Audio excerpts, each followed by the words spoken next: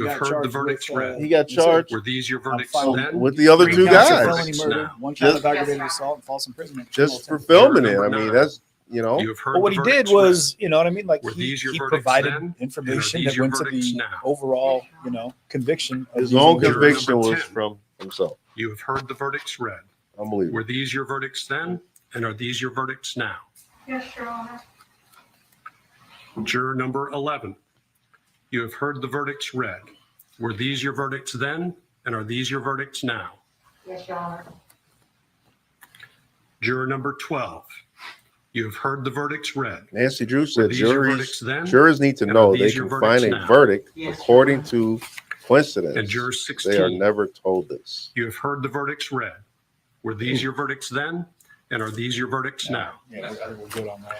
The jury has been polled. Anything further from the defense? Oh no, they're just saying that they Greg, can't hear us talk too much because they're From Ms. listening to Bryant. these guys get confirmed that they are guilty. Ladies upon and guilty gentlemen, upon what that guilty. means So, with the court having accepted your verdict is that your role in this case is now at an end. What we're going to do today is I'm jury going to have is all of done. you, the panel and the three alternates, go ahead and retire into the jury room. I'm going to address a couple matters logistically with you in the jury room once we get done here. So let's touch on this subject real quick here. We're going on 2 hours. I'm hot as I don't know what. oh, yeah. You got all these lights. I got this hoodie on and all that. I'm burning up. Yeah. But I want to touch on something real quick. Children and vaccines. You brought that up a little earlier. Nope. Why the hell would you give your 5-year-old a vaccination shot when her immune system is barely even then made itself yet? She got so much. I'm saying she. I'm thinking of my daughter. Sure. But your child has so much growing to do. Yeah. Their immune system, their body, their all these things that have to happen. Why would you inoculate your little child and possibly do some serious damage and DNA reversing of sorts? I don't know. It sounds very reckless. What do you think about children and vaccinations? Has it been out long enough to be doing this? Yeah. That honestly, man, is something that I feel like we would, if we jump into that rabbit hole, we'll be here all night because it is something that I feel confident that, modern day science is moving in a direction. We're learning, we're growing, we've gone through enough to know that we're, progressing with our medical advance. However, I feel that where I come in, and this is kind of the best I can do with it, you should have the right to choose whether or not you put a foreign entity or a substance into your body, right? Especially for children. As a parent, you should be able to protect your child any way you feel you need to. And if that is by saying, I'm not going to allow my child to be vaccinated, or if you yourself feel like in your home, you don't feel like the vaccinations are for you, 100% you're right. These mandates, these things, that's what I have issues with. Man, I have there's zero a lot problems of with jobs out here vaccinations. now saying you can't even get a job if you ain't vaccinated. Back home, man, you've got like, I don't even know the full percentage, but like the percentage of people that are working, just the shipyard that works on the naval vessels for our Navy fleet.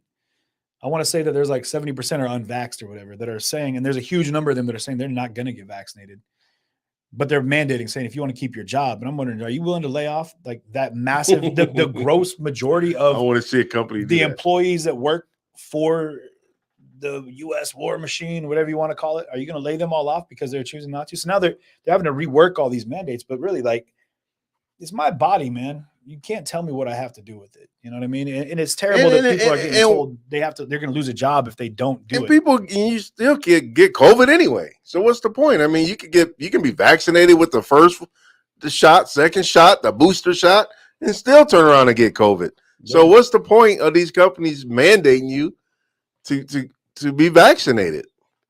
It's all money. You think this has Bill Gates said this? I think about 5 years ago. He said he wants to see everybody in the world vaccinated. He said this before coronavirus. It was even coronavirus. So I think there's a bigger dilemma, a bigger picture at play here. I think we have a much bigger issue because we have big pharma. They shouldn't have a play in our lives at all. And you guys will have to stay tuned. I have an entire segment that I can do just on this. And we're not going to talk about, you know what, I'll give you the tip of the iceberg for me. We're not even just talking about Yeah, because there's places back home, real fast, that someone just said, you can't even go in without showing them your vaccination card. You're not allowed to walk in without your vaccination card. Like, you can have a mask on and everything, but you have to show them your vaccine card or a picture of it before they're even allowed to walk into a restaurant and sit down. Crazy. Wow, But this is crazy. we need to look past this. We're talking about vaccinations and saving the world, right? Right now, we have an epidemic, as by the World Health Organization standards, of 500,000 people a year dying from tobacco-related deaths. Those are preventable deaths. Over 140,000 deaths related to alcohol, preventable deaths. Again, for drug overdoses right now that are related back to fentanyl, thank you, Big Pharma, over 120,000 there. Every year, close to 1 million people die from preventable deaths. Why aren't we focusing on that? Where are we at with it? How much money is pulled in on taxes from tobacco? How much money is pulled in on taxes from alcohol? How much money is being made by Big Pharma right now? Again, if it doesn't make sense, follow the money. And for me, like, we're watching people die at the hands of what is, to me, a huge financial grab. And it's ridiculous that we're not addressing bigger issues right now, which is the fact that we have these things that are happening every year since the big virus has started. We've had millions of people die from preventable deaths, but they're not being prevented. And we're not talking about what we can do to change that. And that, I think, is a big problem. And that's something we can get into in a big way.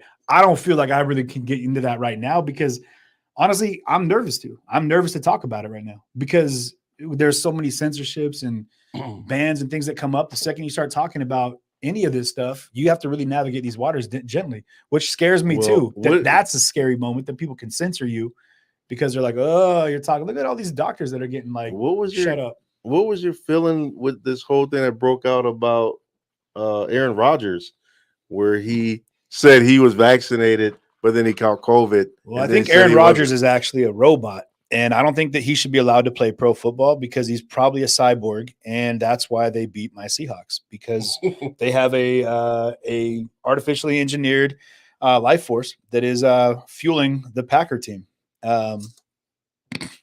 which is rough. Very interesting. Actually, you know, they put him on a pedestal, man. He was like the poster child for anti-vaccinators. And they hit him hard, man. I mean, sponsors pulled out and it was ridiculous. Isn't it crazy though? Just about whether or not you get a shot, like whether or not I'm done. That's it. The that jab. Moment right there, the little Fauci, the Fauci ouchie. You know, that moment, man, that moment for people has caused people to brawl, like fight. People are like at arms, like fighting. And like, I've seen like verbal conflicts break out in multiple places because they're talking about vaccines. Darlene says something very interesting that I haven't thought about, but it kind of makes sense. She said, have fun paying for your insurance since they will no longer pay for your hospital visits and you will be, visits and you'll be in the hospital all out of pocket. Yeah, they were trying to say Can you imagine that? They're doing it just like people that smoke, like life insurance. You know, these health insurance things. They're using that as a prereq to go into the screening as to whether or not your coverage, what your rates are going to be. Like, are you vaccinated? Okay, you have reduced your rates because you've been vaccinated. I'm sorry, man. They were offering on the ferry boat in Seattle free TVs for people that got vaccinated. If they're trying to incentivize you to give you a TV, just to get right like, with come that. On, man, like, giving you $100. Yeah. What is the my family, my guy John out in Spokane? He's like, dude, I just made $200. I'm like, how, man? He's like, well, I got my vaccine. But why? I was like, why it is that serious that they gonna pay you to take it? For me, it's like, nah, y'all doing too much. It's like I'll let y'all take it, and then if y'all good in 2 years, then okay, I'll go take it. But I'll let y'all get the first batch because man, that's the thing. That's the issue we have. Cindy, you said it right. With a lot of the issues we have right now is we go to the doctor. The first thing they do is give you medicine. We're not treating the problem. We're treating the symptoms. And like for me, like when I ended up hooked, when I was like, I had almost this tit for tat. I had respiratory failure due to H1N1 from swine flu that I contracted. So I was in the hospital with chest tubes. They were pumping fluid out of my lungs for like 2 weeks. I was dying in and out. When I got out, I went to my pulmonologist and he's like, hey, you've got really bad scarring in your lungs. I was like, yeah, it hurts to breathe. And he was like, I'm going to send you to a pain specialist. We're going to help manage that pain. I didn't know at the time what a pain specialist even was. I thought it was like a Swedish doctor that had crystals and was going to like do some voodoo magic and make me better. Right. Not at all. What he did, the same guy that lost his medical license, was Mm. just put me on a crap ton of Oxycontin. He's like, oh, I'll just give you a bunch of pain meds so you don't even feel the pain anymore. Oh, wow. And that started the downward spiral for me. I got super hooked on that. So for me, the vendetta that I've got, not a vendetta, but the anger that I have towards Big Pharma is I watched what it did to not just me, to my father and other people that I know very well, that I watched it like take them into terrible path. How long were you on this roller coaster? I went through 8 years of drug addiction. 8 Almost 8 years? years, a little over 7 years. What was your lowest moment and when you were on and that 8 years, when did you realize that you really, if you didn't turn things around, that I was homeless, and I remember I stole dog food because I couldn't even afford food for my dog, and I stole some dog food. And I remember even my dog looked at me like, "Man, this is like I'm not kidding, man. I got dude, back when in this your car. dog give you that look like, man, dog, what you doing, dog? Real talk, man. Like when, for real. when Like you bad. Like you when, got it bad. Man, when my dog looked at me when I got back in that car, and I remember he looked at me like, this is a low point for you, Pops. I was like, I remember I broke down, and so, but that was it, man. It got me to a point where I had lost everything. I went from I had a great corporate job, I was a business to business. Like I managed a territory for a communications company. I had a great spot, like waterfront view. I was doing great, and I lost everything. I mean, everything, every last thing that I own, to the point where I got what I got out of lockup with, basically pair of slippers, if you will. Wow. But in the grand scheme of it, man, like I also gained everything, because I gained an understanding now that I never would have had then. I gained a level of empathy for people that are going through real struggle. I gained a level of understanding for people that are dealing with issues that are so unaddressed, and right now are being pressed, right? Like we're putting people right down the barrel of problems and not addressing the fact that when they get there, what are we going to do to get them out? You know what I mean? I mean, you come from a pretty big family of sisters, brothers. Not really. No? Just my mom, my sister, and my brother. What? My pops passed away 10 years ago, a little over 10 years ago. And they had a couple brothers and sisters. No, just biologically, I've got my brother, my sister, my older brother, older sister, and my mom's. I guess what I wanted to say is, what is it true that when when you're on that kind of addiction, that only you can make that choice to get out? Like no matter what people say, no matter how much people talk to you, no matter what people do to try to get you to stop, ultimately, it's got to be you to make that decision to stop. You're either going to make it for yourself in some way, or someone else is going to make it for you. And for me, no one can tell me anything. My mother, I can tell you right now, my mother loving me through it all was a big deal. Like just tenderly and loosely and gently loving me and saying, hey, I'm here for you whenever you need me. I'm not going to force things down your throat and try to tell you that you're a terrible human being. And she kind of knew, like, you're going to figure it out. That's how she always says. I knew you'd figure it out. But I haven't really had a chance to even apologize. I'm sorry to anybody that I hurt along the lines during my drug use, like for all the people that I affected and I've done a lot of this in my time, but I had a conversation with my friend Emily the other night about what that was like for my family. And I hadn't really thought about it from their POV yet, which was like, what do? You watching somebody die. Like you're watching somebody slide down a deep, dark hole. How do you pull them back?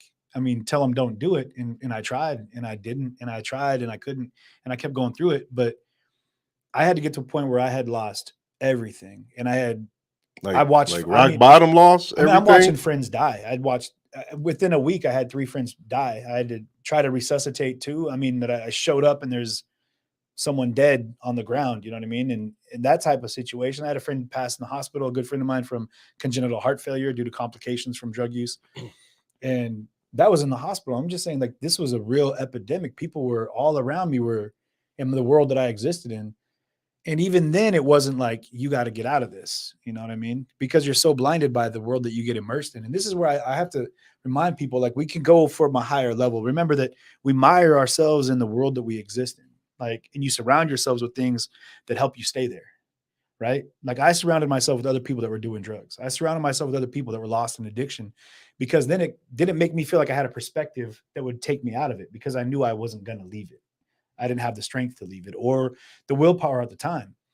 And I think a lot of times, so you process information, you build an echo chamber around you that says, this is okay. This is where you belong. We're here. You're here. We're here. You know, we got this together. But you don't realize that we're all slowly dying. Like you're on a sinking ship. He doesn't want you to bail ship because then I'm out here by myself. And so you hold on to people like crabs trying to get out of a pot. You know, you just grab it, they keep pulling each other back in. Wow. And it's like same analogy. It's like cooking a frog. You don't throw a frog in boiling hot water, it'll jump right out. You throw it in cold water and just slowly turn the temperature up. And eventually it boils and it never even knows that it's in danger. And that I think is the real issue we have right now in America and on a bigger scale of the world is that we've been put in a pot of water and they're just slowly turning the temperature up on us. And they're not letting us get to a point where we can say, you know what? This isn't acceptable, man. Like you're trying to cook me right now by giving me all this false information, feeding me a rhetoric, shoving things down my throat that I don't need. Let's talk about how we can change that. And that's really where I hope, like, I mean, not to go on a grand scale, but that's where this platform here with all these people, with all these folks everywhere, I think that we collectively can be a larger voice, you know, and say, hey, enough is enough, man. We're not going to let you, and this goes back to what we were talking about racism. I'm not going to let you tell me that I have to worry about a racist war breaking out in my neighborhood because I love my neighbors. They love me and we're going to keep building love. Like, I'm not going to let you tell me that I have to be afraid to go to the grocery store because I might get gunned down, because there's more opportunity for you to get there and back with a gallon of milk safely and freely than not, right? Yeah, there's a lot of bad statistics out there. But again, statistics, I'll tell you right now, 84% of statistics are made up on the spot. And you know how I know that? Because I just made that up. I'm telling you right now, people can tell you whatever they want, but they're going to tell you because they want to feed a narrative. And right now, we can change that narrative. And I think that's what we can do here with this, like we were talking about, this decentralized media, about helping people see that there's more going on. There's humans involved in these stories. Mm-hmm. And we should hear from them. We should ask them what their thoughts are, what their feelings are, where they're coming from and where they're going, and how we can help them get there.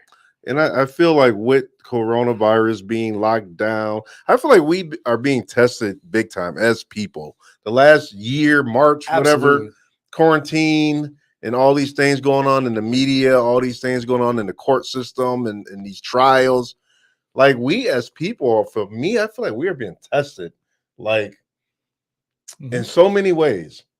And it's like a wake-up call of sorts to say, you guys, are you listening to what's going on around you, to what the message that God is trying to say to you? Like, amen. Hey, he set us down with Corona.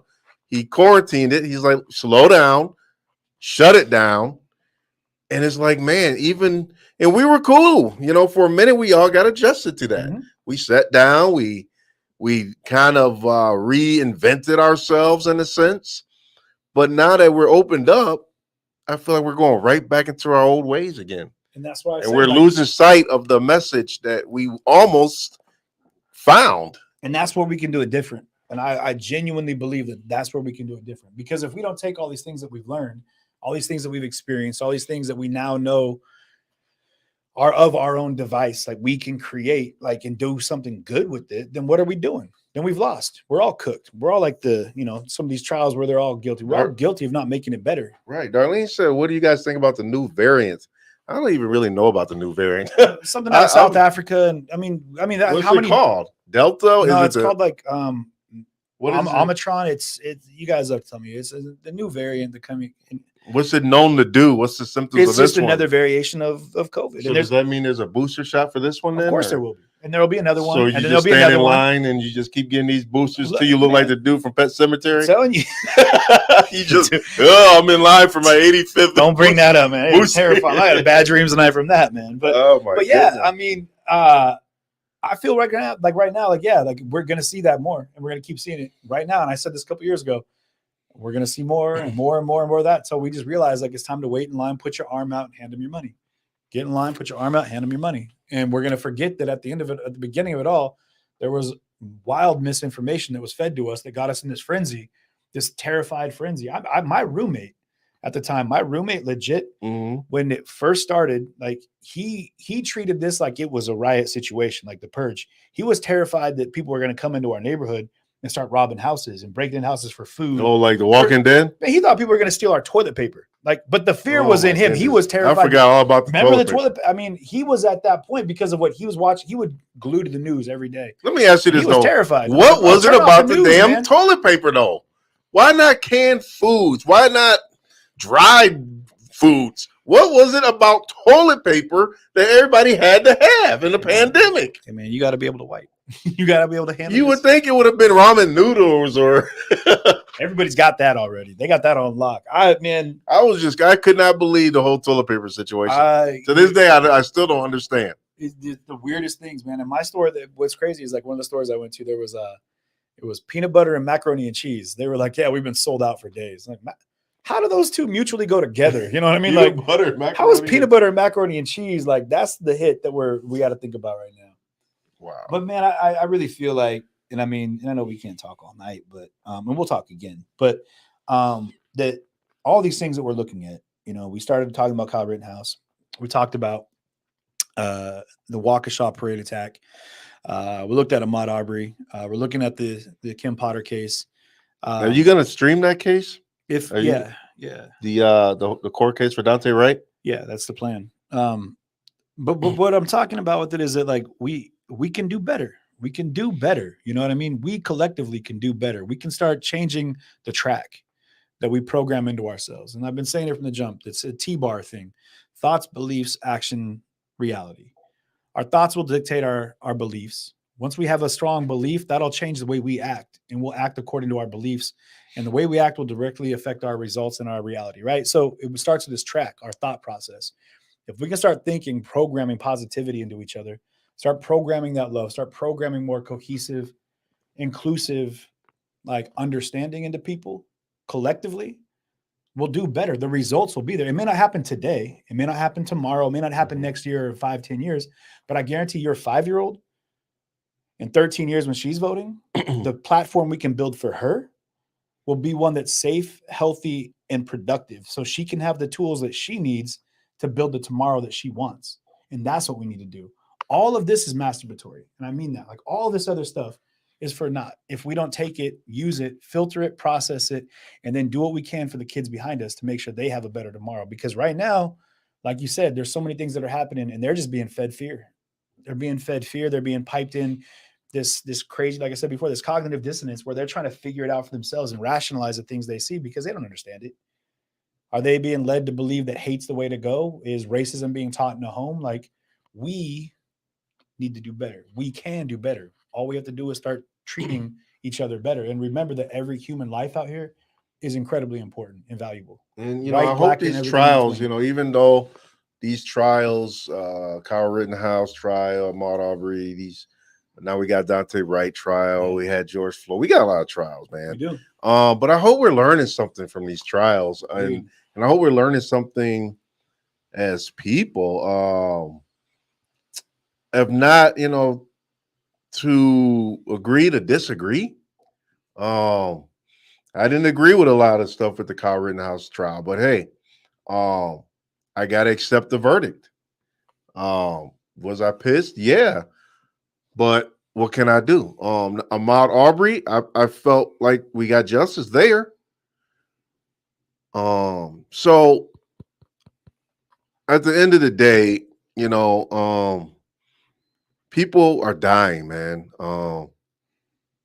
And us as people, this back and forth, this win lose, this war against each other and all that, we gotta come together somehow, some way to look at a bigger picture.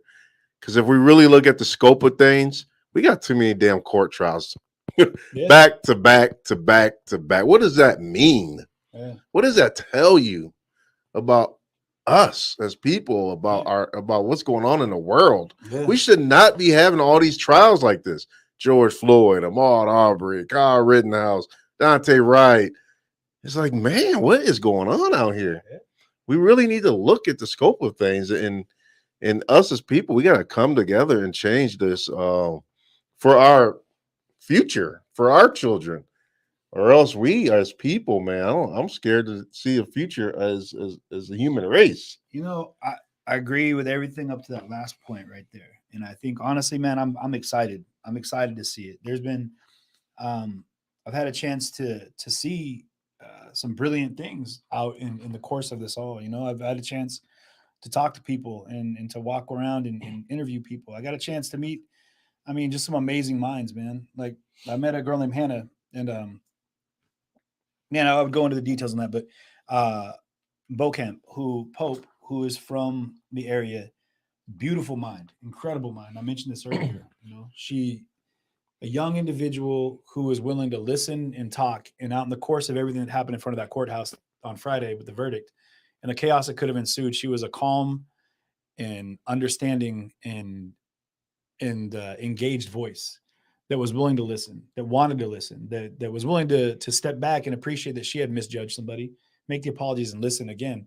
And this is a person of a multiracial background. And I see that as the potential for our tomorrow. And so I'm excited to see what brilliance comes out of these youth that we have today, man, out of your daughter. Because if you think about like the life you've lived, you're going to be able to give her the most incredible understanding of things that we would never have had when you were a kid. We wouldn't have had 40, 50 years ago. You know what I mean?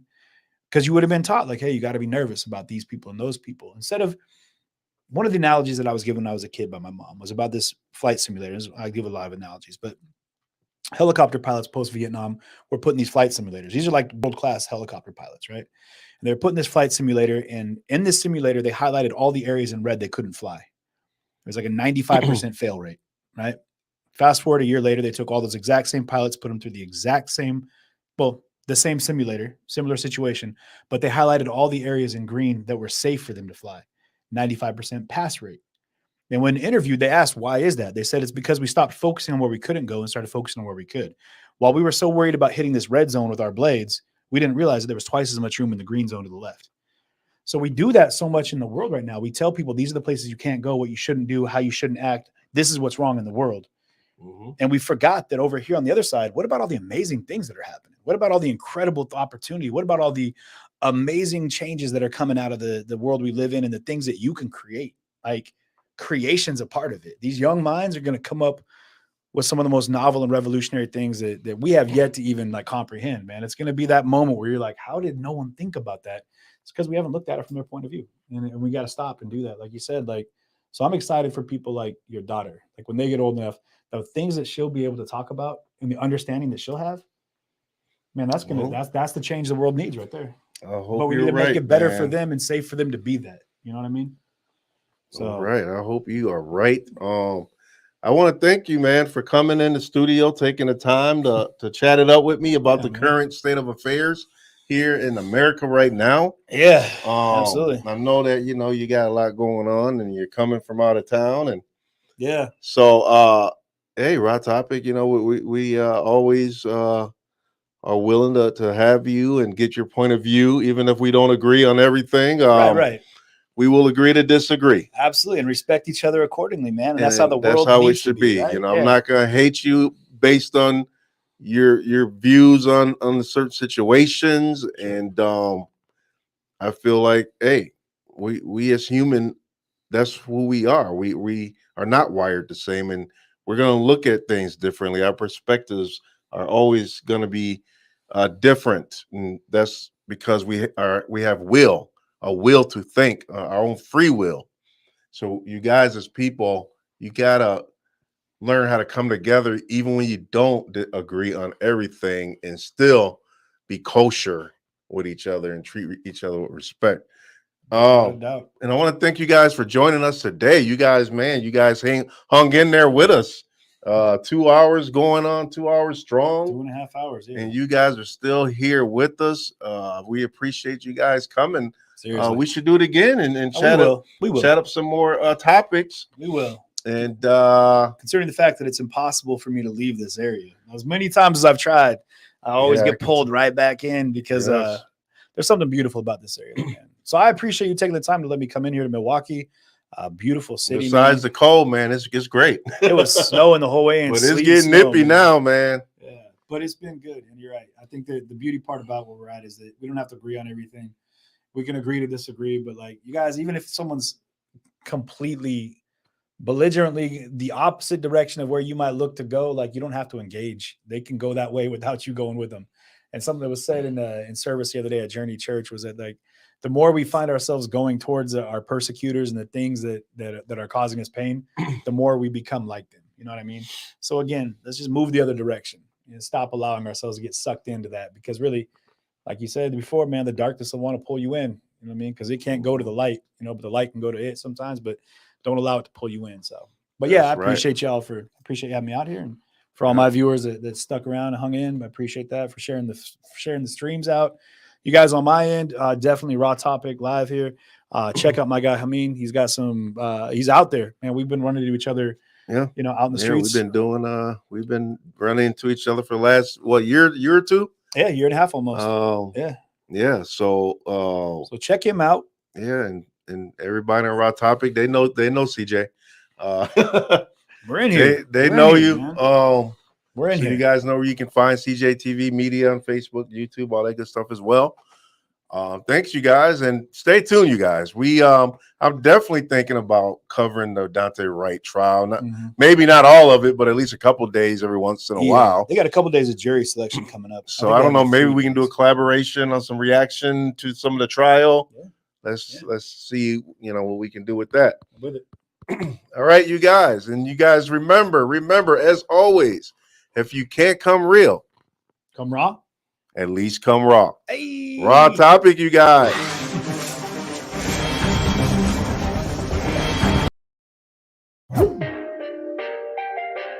Perfect.